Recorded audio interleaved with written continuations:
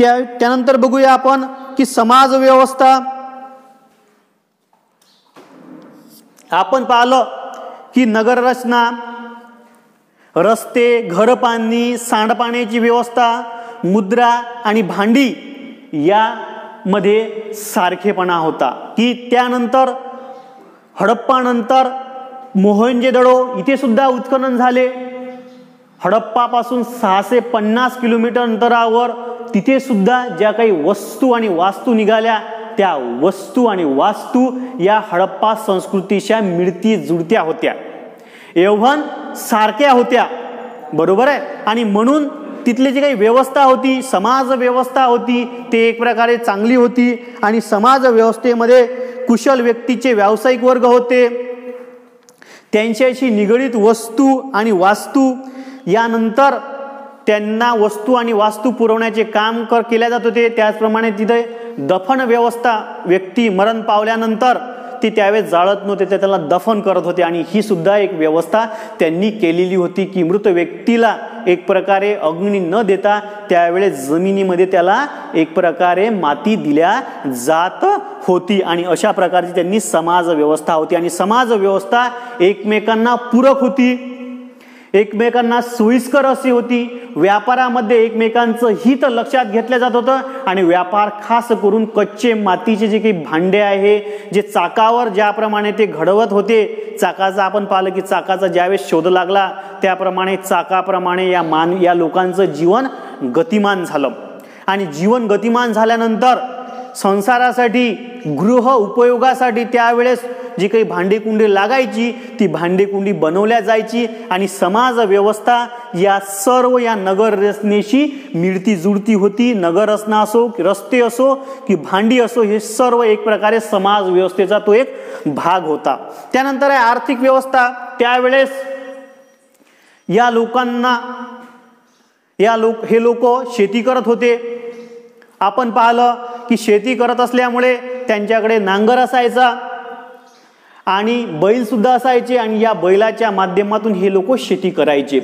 आणि शेती करत असल्यामुळे नांगराचा त्यावेळेस शोध लागलेला असल्यामुळे की त्यावेळेस बरीचशी जमीन ते शेतीखाली आणत असत आणि बरेचसे उत्पादन घेत असत. जीवन उपयोगासाठी, जीवन जगण्यासाठी जे काही वस्तू लागतात, ज्या काही धान्य लागतं, ते सर्व त्यांच्या नगरामध्ये होतं. ते सर्व सोयींनी युक्त असे होते. म्हणजे आर्थिक दृष्ट्या ते कमकुवत नव्हते. त्यांच्याकडे भरपूर साधन सामग्री नसेल, पण जीवन जगत असताना, जीवन जगताना त्यांच्याकडे प्रपंच चालवताना भरपूर वस्तू असायचे. आणि आर्थिक दृष्ट्या संपन्न असं ते एक नगर रचना होती. घरं व्यवस्थित होते, व्यापार व्यवस्थित होता आणि आर्थिक दृष्ट्या एक प्रकारे ते समृद्ध होते. त्याचप्रमाणे सोने, चांदी, तांबे यासारख्या त्यावेळेस सुद्धा एक आपण पाहलो सौंदर्याच्या वस्तू सुद्धा असायच्या. सोने सुद्धा भरपूर प्रमाणात होते, चांदी, तांबे आणि या धातूंच्या वस्तू, त्याचप्रमाणे सौंदर्यासाठी लागणाऱ्या जे काही मणी आहे, मोती आहे, माणिक आहे त्यावेळेस असायचे. आणि मग त्यावेळची जी काही श्रीमंती आहे ते सोने, चांदी, माणिक, मोती यावर आधारित असायची. कारण ज्याच्याकडे भरपूर सोने चांदी आहे, माणिक मोती आहे, तो त्यावेळेस संपन्न होता. पण त्यावेळेस एक होतं, श्रीमंत लोक होते, आर्थिकदृष्ट्या संपन्न होते, पण गरीब कोणी नव्हतं, उपाशी कोणी राहत नव्हतं. कारण त्या नगरामध्ये अशी व्यवस्था होती, की उपाशी कोणीही राहत नव्हतं आणि उपाशी कोणीही झोपत नव्हतं. आणि त्यामुळे ती एक व्यवस्था, पूरक अशी व्यवस्था होती. आणि मग या व्यवस्थेचा शोध 1921 मध्ये आपण पाहिलं की जे पाकिस्तानमध्ये आहे रावी नदी, या रावी नदीच्या काठी लागला. आणि उत्खनन केल्यामुळे हे एक प्रकारे शहर जे आहे हडप्पा याच्या संस्कृतीचा इथे शोध लागलेला आहे. त्यानंतर आपण पाहिलं हे जे शहर आहे हडप्पा पाकिस्तानच्या पंजाब प्रांतातील साहिवाल या जिल्ह्यात रावी नदीच्या काठावर आहे. आणि हे जे काही हडप्पा आहे हे 150 एकर जमीनवर पसरलेलं होतं. एक विशाल भूप्रदेश त्यांचा होता. आणि ही एक नगर रचना होती. खूप मोठे जरी नसन तरी खूप लहान सुद्धा नव्हते, कारण 150 एकर जमीन म्हणजे भरपूर व्यवस्था होती आणि भरपूर लोक त्यामध्ये राहत होते. सुरुवातीला उत्खननामध्ये एक बालेकिल्ला, त्यावेळेस नगररचना होती या हडप्पामध्ये. पण सुरुवातीला ही जी दोन संस्कृती तिथे उदयास आली, पण कालांतरानं असं लक्षात आलं की या बालेकिल्ल्याबरोबर कारागिरांची घरं सुद्धा आणि कारखाने सुद्धा या हडप्पा संस्कृतीमध्ये होते. का बरं?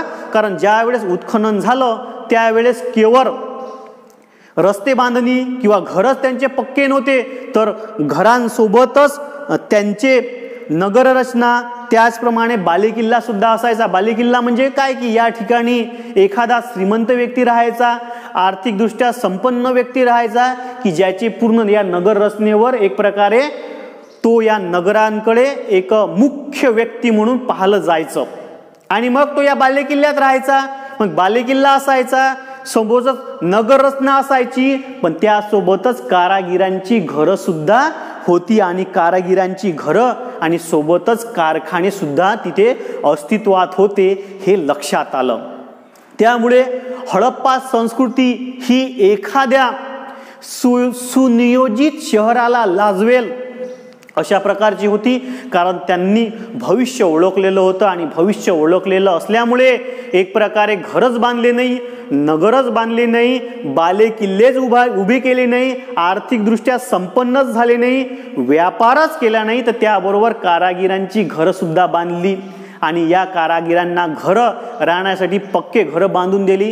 त्याचप्रमाणे कारखाने सुद्धा विकसित केले. कारखाने कशासाठी विकत केले की कारखाने विकसित याच्यासाठी केले की त्या नगरामध्ये राहणारा जो काही गरीब वर्ग आहे त्या वर्गाला एक प्रकारे रोजगार मिळावा, हा त्यांचा एक प्रांजळ हेतू त्यामागे होता आणि त्यामुळे एक प्रकारे ही नगर रचना अशा प्रकारे होती असं आपल्या लक्षात येते. त्यानंतर हडप्पा पाहिला आपण, त्यानंतर मोहेंजोदडो की हडप्पा पासून 650 किलोमीटर अंतरावर पाकिस्तानमध्ये एक दुसरं शहर म्हणजे मोहेंजोदडो आणि हे मोहेंजोदडो हे सुद्धा जमिनीत ढिगाऱ्याखाली गाडलं गेलेलं एक शहर होतं. ज्या वेळेस उत्खनन झालं त्या उत्खननामध्ये जे काही वास्तू निघाल्या आणि जे काही त्यांची नगररचना, रस्ते, घरबांधणी, सांडपाण्याची व्यवस्था, त्याचप्रमाणे मुद्रा, भांडी, खेळणी, त्याचप्रमाणे दफन करण्याच्या पद्धती हे ज्याप्रमाणे हडप्पा संस्कृतीमध्ये होत्या सेम तशाच्या तशाच या मोहेंजोदडोमध्ये सुद्धा होता. या मोहेंजोदडोवर एक पिक्चर सुद्धा मध्यंतरी रिलीज झाला होता, आपण पाहिला आणि त्या पिक्चरमध्ये सुद्धा ही एक नगर रचना कशी होती, कसा राजा होता आणि कशा प्रकारे ती व्यवस्था होती, तो ऋतिक रोशनचा पिक्चर आहे आणि तो त्यामध्ये दाखवलेला आहे मोहेंजोदडोमध्ये.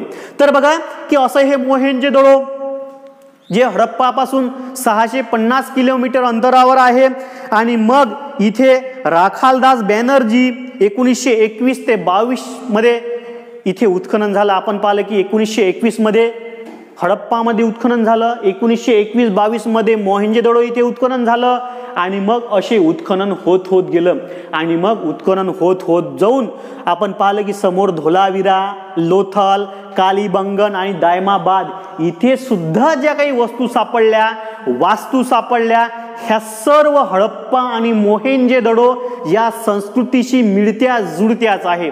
पण इथं पाहिलं आपण की या मोहेंजोदडो या संस्कृतीमध्ये जे काही ढिगाऱ्याखाली जी काही गाडल्या गेली होती, उत्खनन झालं, त्यामध्ये हडप्पा संस्कृतीमध्ये थोडासा ऱ्हास झाला होता. ज्या काही वास्तू आहे त्या मोडल्या होत्या, भांडे तुटले फुटले होते, बऱ्याचशा वस्तू क्षीण झालेल्या होत्या. पण मोहेंजोदडोमध्ये त्या बऱ्याचशा वस्तू चांगल्या प्रमाणात मिळाल्या, सुव्यवस्थित होत्या.